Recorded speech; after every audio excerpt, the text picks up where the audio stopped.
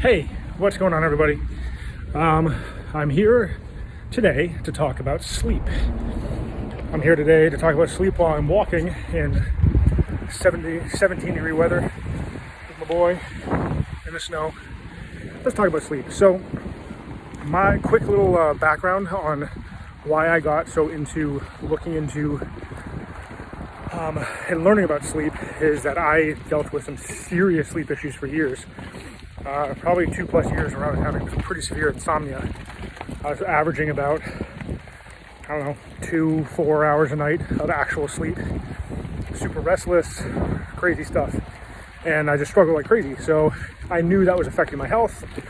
I did a home sleep study. I did a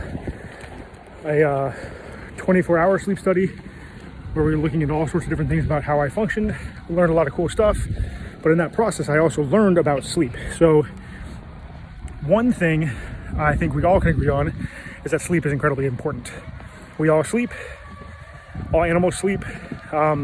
We all know that it's a vital part of our health. It's a required part of our existence, right? So that, I think there was sorry for the fire truck in the background. We'll be able to see it drive by there, across the bridge. Good times. We have, information about I think there was some crazy Nazi guy who would deprive people of sleep as a way to study things, and basically within a few days it would drive people insane. Without just no sleep over a few days will drive you completely bananas.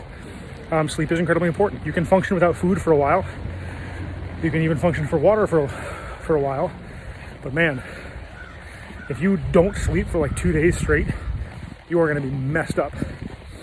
I wish I could pull some of the specific numbers directly out because they're incredible. But when you just lose 1 hour, I remember this. This is from the Why We Sleep by Dr. Matthew Walker. If you lose just 1 hour of sleep, it's I forget exactly what it is, but it's something along the lines of the equivalent of having 2 or 3 drinks.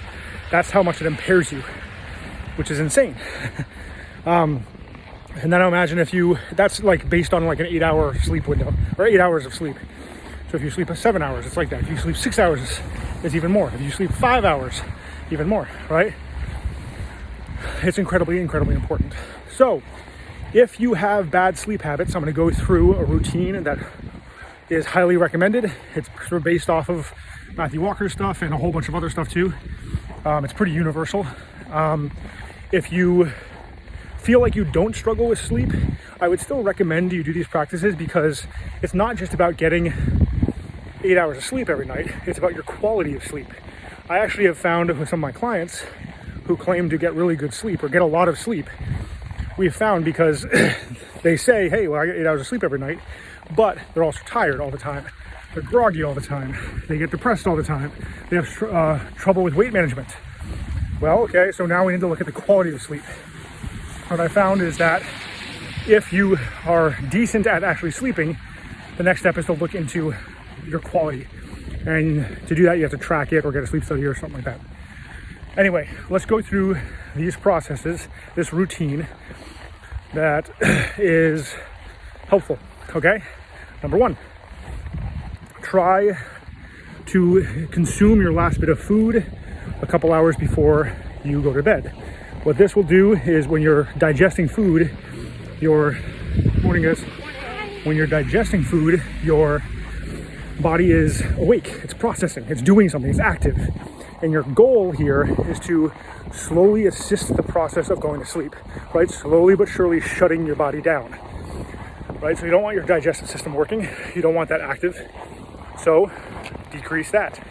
When it comes to water intake, a lot of people, if they're trying to drink a lot of water, especially you 60 strong folks, trying to get a bunch more water than you're used to, make sure you front load your water, meaning drink the majority of it in the morning. What this will do is it'll help the process of needing to go pee like crazy all the time before bed or in the middle of the night. Number 2 is to shut off screens. All right, 1, it would be great if you just wore blue blocking sunglasses or glasses when you have screens on or artificial light on. What those do is it tricks your body into thinking it's daytime, right? Those lights, the artificial lights in your house, even if you have high quality stuff, the screens, computers, phones, TVs, what that does is it stimulates, and it tricks you into being awake, right? It does not help the process of shutting down.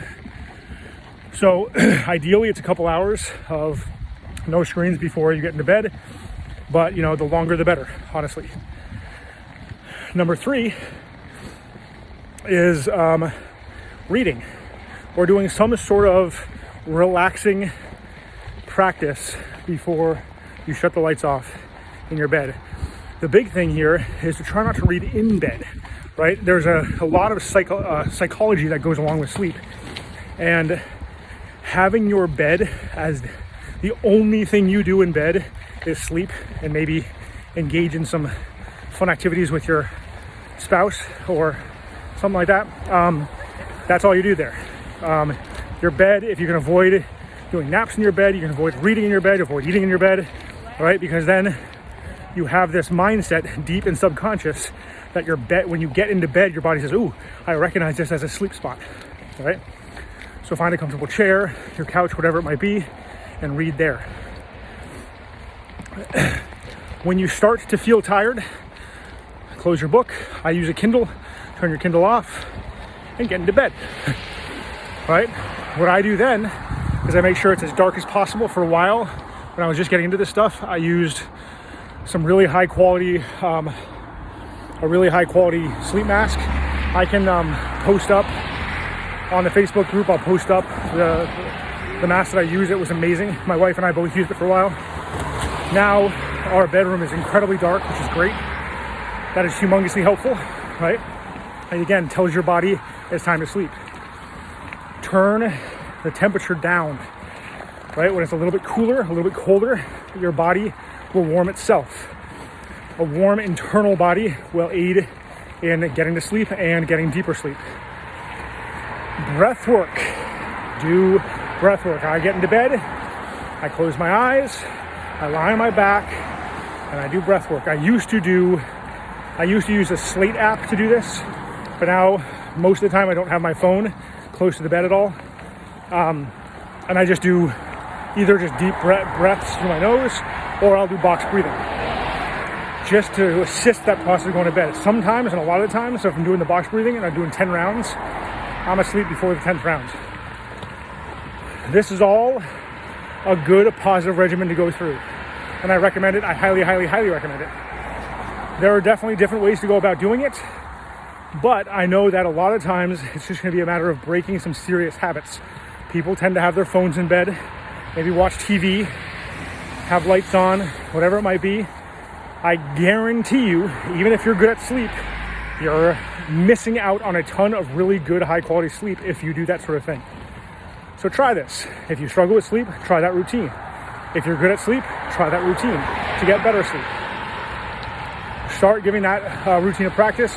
Read up on it. I so highly recommend Why We Sleep by Dr. Matthew Walker. Not only does he give a lot of really good insight into the importance of sleep, as we all know, but having like the science to back it about what it actually does, like how your brain, the improved brain function and physical abilities and general overall health with better sleep. It's insane. It blew my mind. It was life-changing. That book completely shifted how I look at sleep. It was amazing.